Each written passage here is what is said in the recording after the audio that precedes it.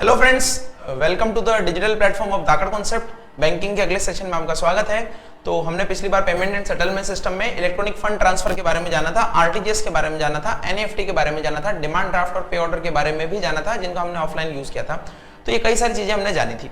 पिछले जो मैंने आपको पढ़ाया है उसमें एक दो फैक्ट्स मेरे रह गए थे, तो मैं आपको बता देता हूँ।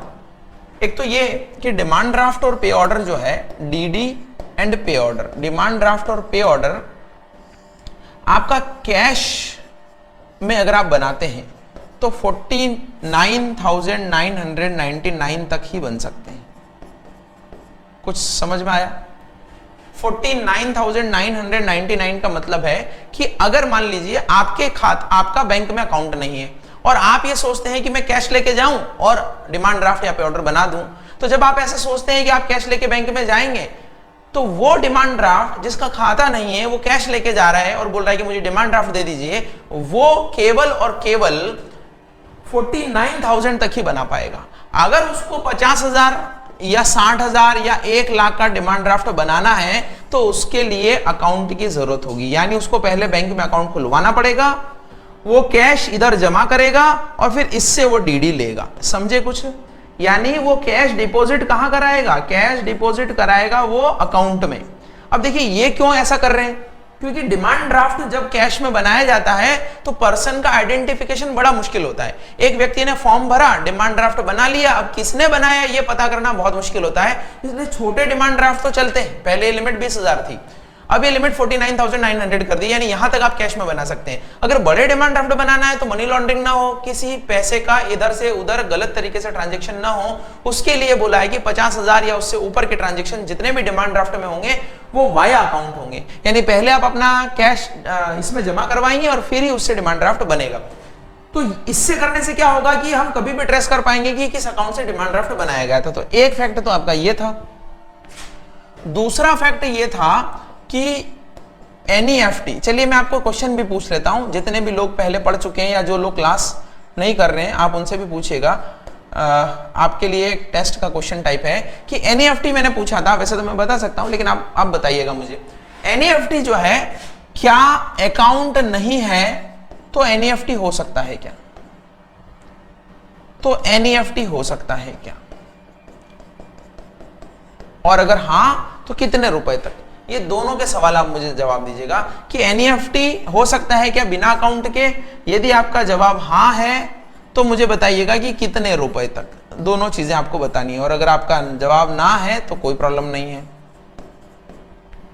तो ये फैक्ट मैं आपको बताना रह गया था। दूसरा मैंने बताया था कि एनईएफटी के जो चार्जेस हैं, एनईएफटी के जो चार्जेस हैं वो सेविंग में तो नहीं है। कोई भी सेविंग अकाउंट से एनईएफटी कराएगा तो चार्जेस नील रहेंगे, लेकिन अदर अकाउंट से चार्जेस क्या है कि अगर आप 10,000 रुपए का एनईएफटी करते हैं, 10,000 रुपए का एनईएफटी करते तो 2.5 रुपए चार्जेस ले सकता है।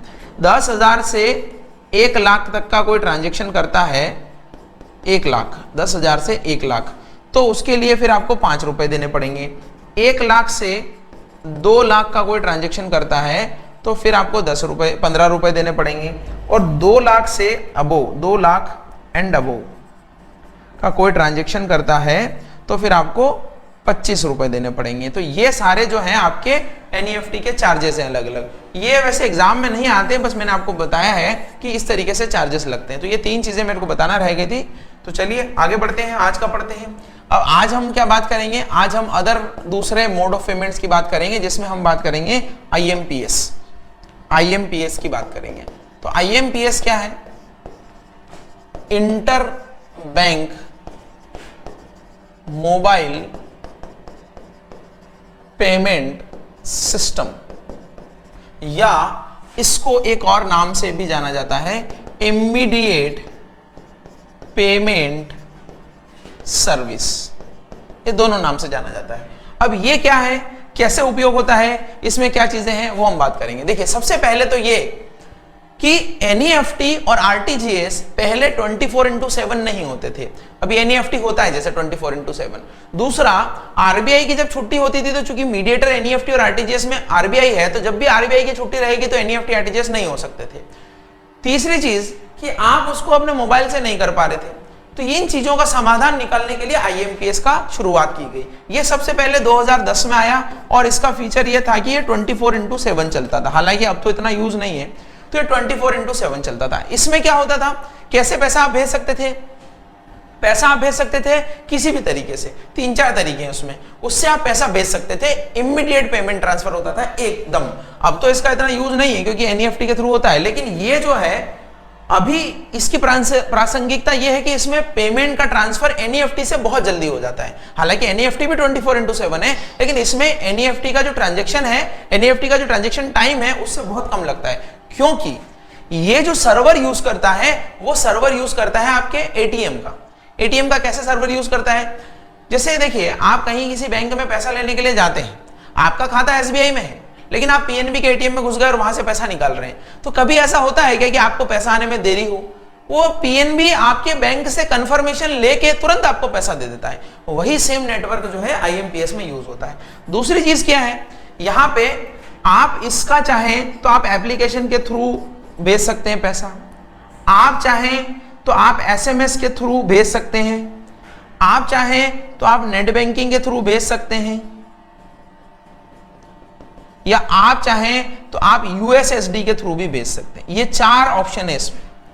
ऐप के थ्रू, तो ऐप तो किसी पर्टिकुलर बैंक की ऐप होगी, जिस बैंक का आपका अकाउंट है उस बैंक की ऐप निकालिए और आईएमपीएस करिए, कोई दिक्कत नहीं है। एसएमएस के थ्रू क्या है, एसएमएस के थ्रू एक आपको फिक्स सिंटेक्स टाइप करना पड़ेगा। वो फिक्स सिंटेक्स कैसे होगा, जैसे आप केबीसी का रिप्लाई करते हैं तो 557755 पे डाल के बी ऑप्शन डाल के अपना ऐसा कुछ करते हैं, वो फिक्स सिंटेक्स रहता है, एक फिक्स रहता है। वैसे ही अगर आपको आईएमपीएस करना है तो हर व्यक्ति को जिसको आपको आईएमपीएस करना है, या आपका भी एक कोड इशू होता था पहले जिसको हम बोलते थे एमएमआईडी कोड, और एक पिन होता था जिसको बोलते थे एम पिन। एमएमआईडी कोड का मतलब होता है mobile money identifier, mobile money identifier, और एम पिन का तो मतलब है कि आपका एक पासवर्ड है। तो आप जैसे किसी को भी पैसा भेजना चाहते हैं तो आप क्या करिए, अमाउंट लिखिए, उस व्यक्ति का एमएमआईडी कोड लिखिए और अपना पिन लिखिए और सीधा भेज दीजिए। अगर सारी चीजें सही रही तो बस एसएमएस से पैसा ट्रांसफर हो जाएगा। तो जिस व्यक्ति के पास इंटरनेट की सुविधा नहीं है वो इससे पैसा ट्रांसफर कर सकता है। तो ऐप के थ्रू हो सकता है, एसएमएस के थ्रू हो सकता है और नेट बैंकिंग के थ्रू हो सकता है। नेट बैंकिंग का मतलब तो लैपटॉप वगैरह के थ्रू कर लीजिए। एक यूएसएसडी मैंने बताया, तो यूएसएसडी क्या है? यूएसएसडी का पहले तो फुल फॉर्म आपके एग्जाम में आ सकता है, ये आता रहता है तो आप ध्यान रखिएगा। यूएसएसडी का फुल फॉर्म है unstructured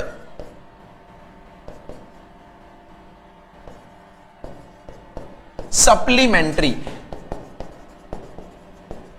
service data, unstructured supplementary service data. ये क्या सर्विस, ये क्या सुविधा है, ये क्या सर्विस है?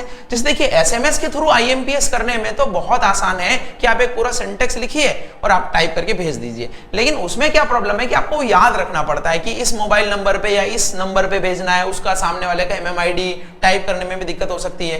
तो ये यूएसएसडी की फैसिलिटी कैसे काम करती है, जैसे मान लीजिए आपने एक कोड दबाया, ये आपको एक कोड बोल देते थे पहले। जैसे मान लीजिए आप बैलेंस देखने के लिए क्या करते हैं, *121# या 123#। अब आपने ये दबाया तो जब आपका एसएमएस वहां जाएगा तो वहां से ऑटोमेटिक रिप्लाई आएगा। क्या रिप्लाई आएगा कि आप बैलेंस देखना चाहते हैं, पैसा भेजना चाहते हैं, अकाउंट का पासवर्ड चेंज करना चाहते हैं, वो 5-7 ऑप्शन आएंगे। आपने दबाया पैसा भेजना चाहते हो तो नंबर एक आपने ऑप्शन दबाया पैसा भेजना चाहते हो तो फिर रिप्लाई आएगा। यानी जैसे आप अपना क्वेश्चन डालेंगे उधर से रिप्लाई आएगा। ये ऑटोमेटिक होता रहता है। इसी को हम बोलते हैं अनस्ट्रक्चर्ड सप्लीमेंट्री सर्विस डेटा।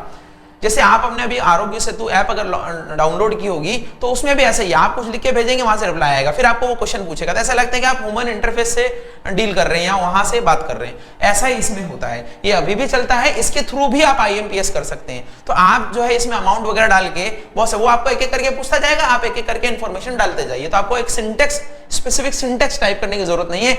जैसे सिंटेक्स में कहीं पर स्पेस नहीं है, आपने स्पेस दे दिया तो भी आपको प्रॉब्लम आएगी। तो इसमें आपकी चीजें नहीं है। अब आप देखिए आईएमपीएस जो है वो इतनी सारी तरीके से हो सकता था, मैंने आपको चारों तरीके बताए।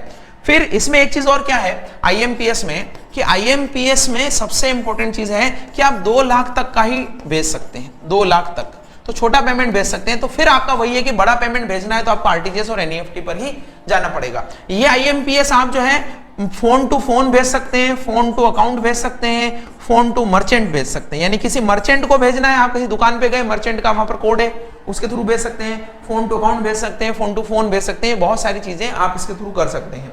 तो P2P, P2A, P2M कभी भी आ जाए तो ध्यान रखिएगा, phone to phone, phone to account, phone to mobile, ये मर्चेंट, ये आप इस तरीके का ट्रांजैक्शन कर सकते हैं। तो अलग अलग में अलग अलग इंफॉर्मेशन की जरूरत पड़ती है। जैसे फोन टू फोन करेंगे तो आपको MMID कोड और MPIN की जरूरत पड़ेगी। तो ये IMPS का सिस्टम है। अब हमें देखना है कि IMPS का जो सिस्टम है उसके बाद में एक नया सिस्टम आया, वो नया सिस्टम और इस पुराने सिस्टम में क्या फर्क है। तो जो नया सिस्टम आया उसको हम बोलते हैं यूपीआई।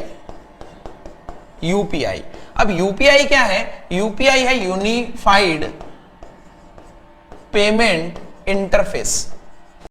इंटरफेस ये क्या है चीज, देखिए अभी आप आईएमपीएस के थ्रू जब पैसा भेजते थे तो आपको क्या चाहिए होता था, या तो आप एप्लीकेशन से भेजिए, तो आपका खाता जिस बैंक में है उस बैंक की आपको एप्लीकेशन डाउनलोड करनी पड़ेगी, नंबर एक। अगर आप एसएमएस के थ्रू भेजना चाहते हैं तो एसएमएस के थ्रू भेजने में आपको सिंटेक्स याद होना चाहिए। तीसरा, आप यूएसएसडी के थ्रू भेज सकते हैं, ये एक ऑप्शन है आपके पास में, लेकिन उस यूएसएसडी में भी आप कहां पर, जैसे *121# दबाएंगे, किसी और बैंक के लिए *125# दबाएंगे, किसी तीसरे के लिए *123# दबाएंगे, तो सबका अलग अलग रहता था। और चौथा तो नेट बैंकिंग है, तो नेट बैंकिंग के थ्रू तो भेज सकते थे। लेकिन जब यूपीआई आया तो इसने क्या कर दिया, यूनिफाइड कर दिया, एकीकृत। एकीकृत का मतलब है कि अब यह फर्क नहीं पड़ता है कि आप किस बैंक के क्लाइंट हैं, आप किसी भी बैंक के क्लाइंट हो, आपको एक ऐप डाउनलोड करना है और वो यूपीआई ऐप जो है वो किसी भी बैंक की हो सकती है। आपका खाता चाहे एसबीआई में हो, चाहे आपका पीएनबी में हो, तो भी आप इलाहाबाद बैंक की ऐप डाउनलोड कर सकते हैं। तो ये आईएमपीएस के जो रेस्ट्रिक्शंस थे ये हट गए। यहां पर उस पर्टिकुलर बैंक की ऐप आपको डाउनलोड नहीं करना पड़ी, प्लस उसका सिंटेक्स ये नहीं याद रखना पड़ा। अब आप ऐप डाउनलोड करके क्या करेंगे, उस डाउनलोडेड ऐप में चाहे वो किसी भी बैंक की हो, अपने मल्टीपल अकाउंट जोड़ सकते हैं, कितने भी अकाउंट जोड़िए। अब आपको जिस अकाउंट से पेमेंट करना है वो सिलेक्ट करिए और उससे पेमेंट कर दिए सीधा। तो यूपीआई ने एक बड़ा रिवॉल्यूशन लेके आया है ये, और ये भी 24/7 है। ये भी आपका 24/7 है, कभी भी पैसा भेजिए। बस इसमें ये है कि इसकी लिमिट जो है वो पहले 1 लाख थी, अभी इसकी लिमिट भी 2 लाख कर दी है। ठीक है, ये अभी अप्रैल में की है तो ये अपडेटेड है, 2 लाख लिमिट इसकी कर दी है। तो आईएमपीएस की भी 1 लाख, आईएमपीएस की भी 2 लाख हो गई, यूपीआई की भी 2 लाख हो गई। लेकिन इसमें ऑप्शन क्या हुआ कि आपका मल्टी अकाउंट आप जोड़ सकते हैं, बहुत सारे अकाउंट जोड़ सकते हैं। कोई सिंटेक्स याद रखने की जरूरत नहीं है, कोई आपको एसएमएस का कोड याद रखने की जरूरत नहीं है। आपको अलग अलग बैंक की एप्लीकेशन, अलग अलग अकाउंट, मान लीजिए किसी का अकाउंट 5 बैंकों में है तो 5 बैंकों की आईएमपीएस एप्लीकेशन तो डाउनलोड नहीं करेगा, इसमें आपका एक ही से काम हो जाएगा। तो यूपीआई के बेस पर ही आजकल सारा सिस्टम चल रहा है। अब आप जितने दूसरे प्लेटफॉर्म देखते हैं, जैसे आप भीम देखते हैं, तो भीम भी क्या है, यूपीआई बेस्ड ही है।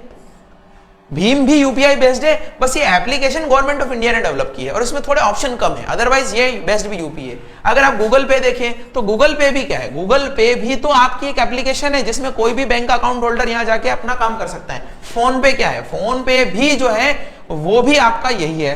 पेटीएम क्या है, पेटीएम भी आपका यही है। जब तक वो वॉलेट सर्विस देता है तब तक तो ठीक है, लेकिन अब तो उसने सीधा अकाउंट से पेमेंट डेबिट करने की सुविधा दे दी है। तो ये सारे क्या है, ये यूपीआई सिस्टम ही है, जो आप कोई भी ऐप डाउनलोड करिए, अपना अकाउंट जोड़िए और पेमेंट करना शुरू कर दीजिए।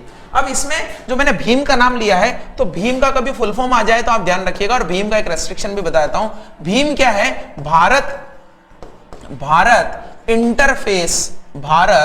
इंटरफेस फॉर मनी, ये इसका फुल फॉर्म है।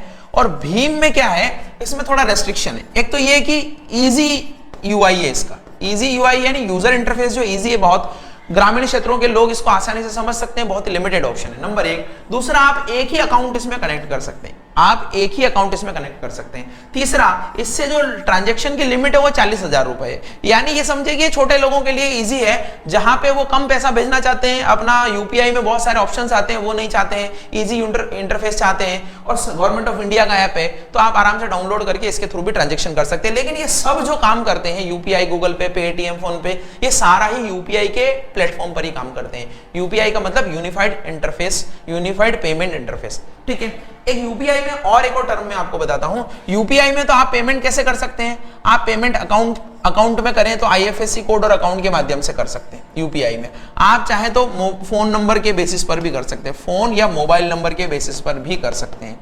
आप चाहें तो एक वीपीए बना लीजिए। तो ये वीपीए ही आपको मैं बताने चाह रहा था, इसका फुल फॉर्म आपको कभी पूछा जाता है, इसको हम बोलते हैं virtual payment address. Virtual payment address, virtual payment address क्या है, जैसे आपका ईमेल आईडी है वैसे ही आपका वीपीए बन जाता है, वर्चुअल पेमेंट एड्रेस बन जाता है। जैसे आप चाहें तो मेरे को ट्राई करके भी देख लेना, इस पे पैसा आता है कि नहीं आता है मैं आपको बता दूंगा। ये मेरा है, मान लीजिए ये मैंने बनाया मेरा वर्चुअल। अब मुझे अकाउंट नंबर याद रखने की जरूरत नहीं है, मैं किसी को भी ये जो है कर सकता हूं और उसका क्या है, उसके थ्रू मुझे पैसा आ सकता है। तो ये सारी चीजें जो है यहाँ पे पॉसिबल है। अब यहाँ पर क्या चीजें हैं, एक और चीज जो मैं आपको बताना चाह रहा था कि आपको किसी भी अकाउंट नंबर को प्रिपेयर करने की जरूरत नहीं है। नंबर एक तो ये कि किसी को भी ये बताने की जरूरत ही नहीं कि आपका खाता किस बैंक में है, क्या अकाउंट नंबर। दूसरी चीज, ये वीपीए जो है, मान लीजिए मेरा अकाउंट किसी और बैंक में है लेकिन मैंने एसबीआई को चुना, तो मैं एसबीआई की एप्लीकेशन डाउनलोड करके वीपीए बना सकता हूं। ऐसा जरूरी नहीं, जैसे मेरा अकाउंट कॉर्पोरेशन बैंक में है मान लेते हैं, तो मेरा अकाउंट तो कॉर्पोरेशन में, एसबीआई से मेरा कोई नाता नहीं है, लेकिन मैंने एसबीआई की यूपीआई ऐप डाउनलोड की और एसबीआई में वीपीए बना दिया, तो ये भी आप कर सकते हैं।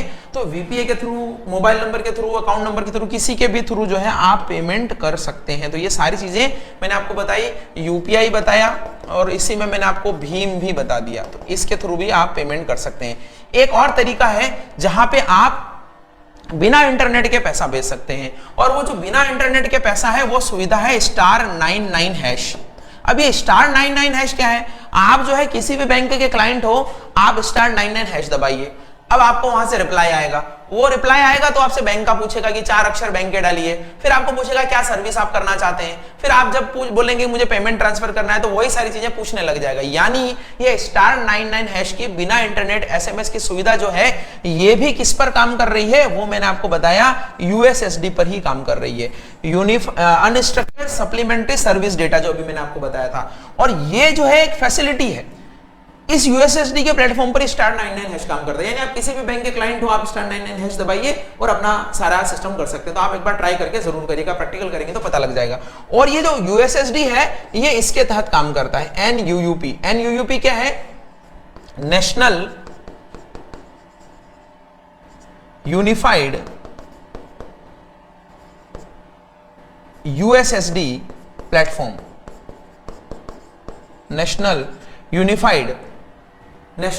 Unified USSD platform. तो ये जो है ये इस प्लेटफॉर्म पर काम करता है। यानी कि यूएनएनएपी इस प्लेटफॉर्म है, इस प्लेटफॉर्म के द्वारा जो सर्विस प्रोवाइड की जाती है वो यूएसएसडी है, और उस पे कौन सा काम करता है, *99#। तो मैं सिर्फ आपके इसके नाम इसलिए बता रहा हूं कि एग्जामिनेशन क्या पूछता है बैंक में कि इस पी का फॉर्म बताइए, इस एन का क्या है, इस यू का क्या है, ऐसे पूछता है। तो आपको सिर्फ अगर नाम भी याद होगा तो आपका 1 नंबर पक्का हो जाएगा।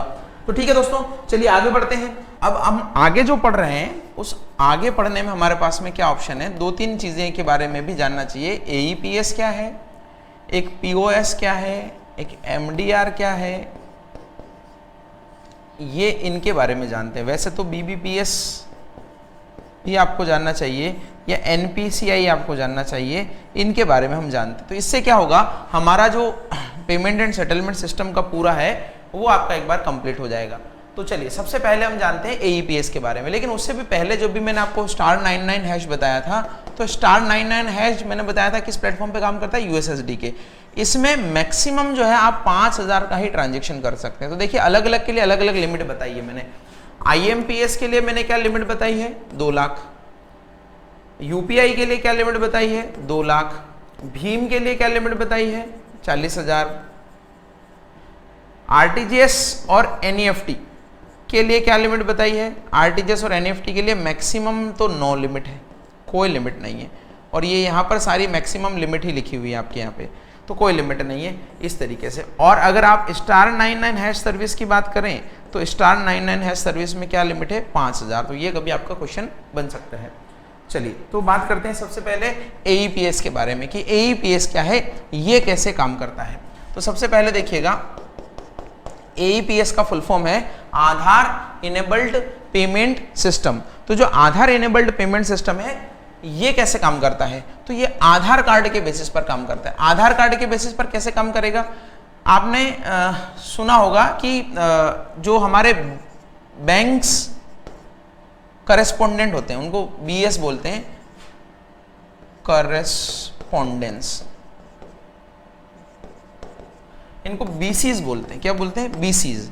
ये बीसीज क्या करते हैं, ये बीसीज जाते हैं गांव में, और गांव में जाते हैं तो वहां पे क्या है, अपने साथ में एक मशीन लेके जाते हैं। उस मशीन को हम माइक्रो एटीएम बोलते हैं। तो आपने कभी अगर राजस्थान रोडवेज की बस से इसमें सफर किया होगा तो वहां पे कंडक्टर के पास में एक छोटी सी मशीन होती है जिससे वो आपका टिकट काटता है, वैसे ही ये माइक्रो एटीएम होते हैं। इसमें एक आपका जो बायोमेट्रिक पहचान का लगा रहता है, जैसे आप सिम खरीदने जाएंगे तो अंगूठा लगा के आपका वेरिफिकेशन होता है, वैसे ही ये माइक्रो एटीएम में ये सिस्टम होता है, इंटरनेट कनेक्टेड डिवाइस होता है। ये बीसीस जो है बैंक के रिप्रेजेंटेटिव है, बैंक के रिप्रेजेंटेटिव ये मशीन लेके गांव में जाएंगे और वहां पे कोई भी व्यक्ति जिसको पैसा निकालना है तो वो अपना आधार कार्ड लेके आएगा, अपना आधार कार्ड नंबर डालेगा, अपना अंगूठा डालेगा और वेरीफाई हो जाएगा, तो वो जितना बोलेगा उतना पैसा वहां पर निकाल दिया जाएगा।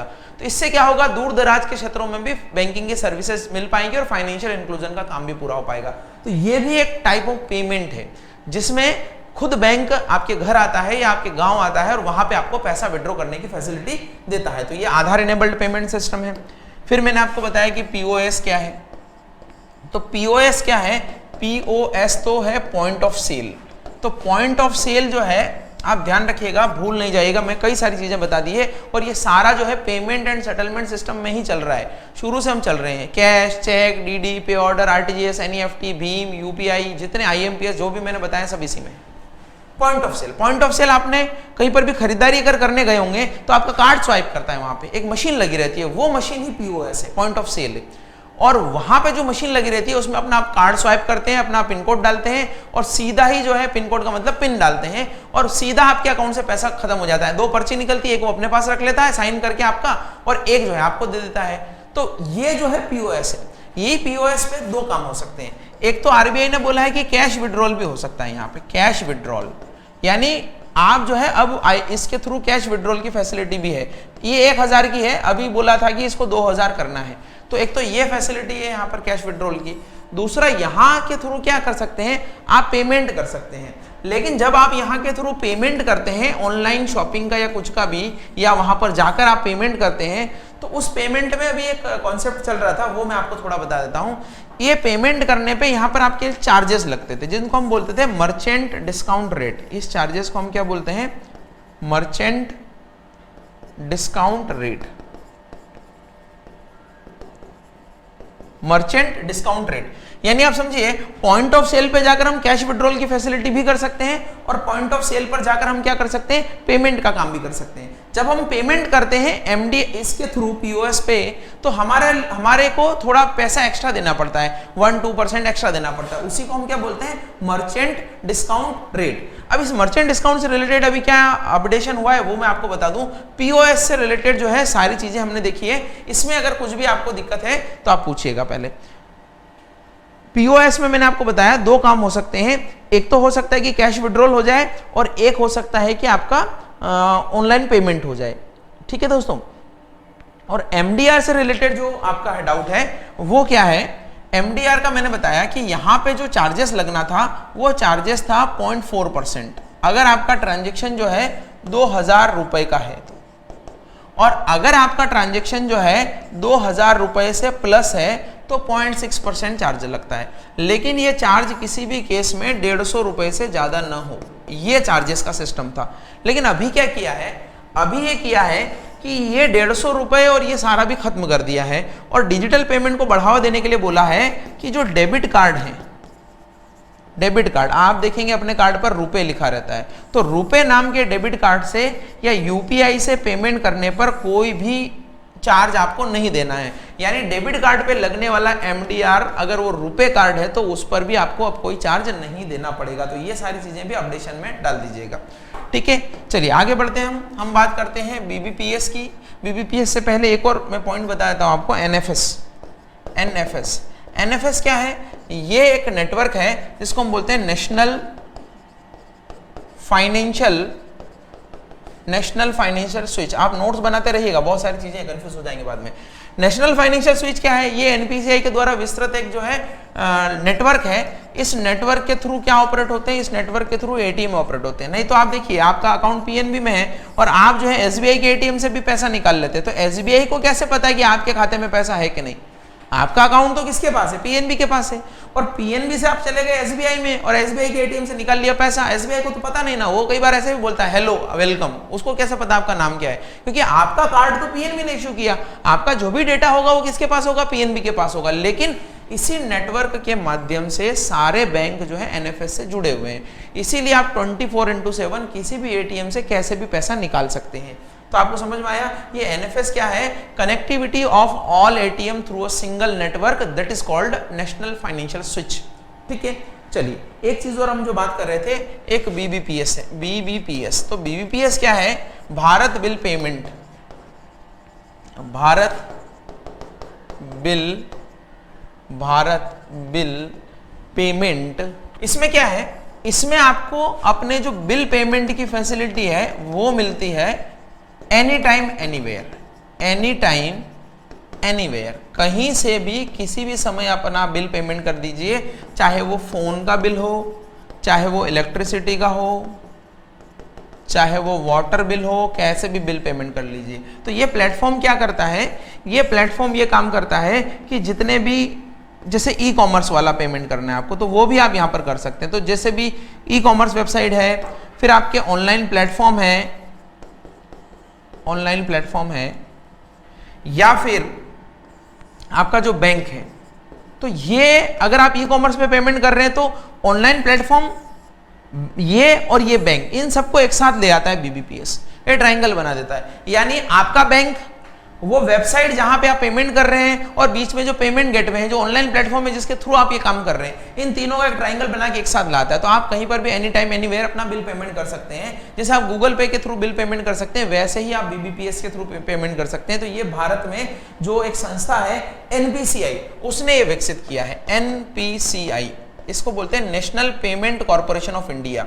तो हमने देखा क्या? एईपीएस, पीओएस, एनएफएस और आपका बीबीपीएस। और एनपीसीआई के बारे में क्या है? छोटे छोटे टॉपिक हैं आपके, इसको बोलते हैं हम national payment corporation of India, national payment corporation of India. तो national payment corporation of India क्या है? ये 2008 में इसकी स्थापना हुई थी। ये जो है वो रिटेल पेमेंट के लिए एक संस्था है, रिटेल पेमेंट के लिए एक संस्था है। जितने भी आपने यूपीआई या भीम, या आपने दूसरे जो एनएफएस है, या आपका ईसीएस है, जितने भी ये सर्विसेज आप देखते हैं, ये सारी उपज किसकी है? एनपीसीआई की है। यानी ये सारे सिस्टम जो है एनपीसीआई ने बनाए हैं। इसकी स्थापना 2008 में हुई थी, और इसके जो अभी एमडी और सीईओ हैं दिलीप असबे उनका नाम है, हेडक्वार्टर है दिल्ली में, हेडक्वार्टर है दिल्ली में। तो इससे रिलेटेड ये इंफॉर्मेशन आ सकती है। यानी ये संस्था ही ये सारे काम करती है कि आपका एनएफएस स्विच बनाइए, national financial switch, ATM connectivity करिए, भीम, यूपीआई, आईएमपीएस भी इसका ही प्रोडक्ट है, ईसीएस भी इसका ही प्रोडक्ट है। यानी एक ये अम्ब्रेला ऑर्गेनाइजेशन है for all types of retail payment, सारे तरह के रिटेल पेमेंट के लिए एक शीर्ष संस्था है। It is an umbrella organisation for the all types of retail payment. तो एनपीसीआई के बारे में मैंने आपको बताया।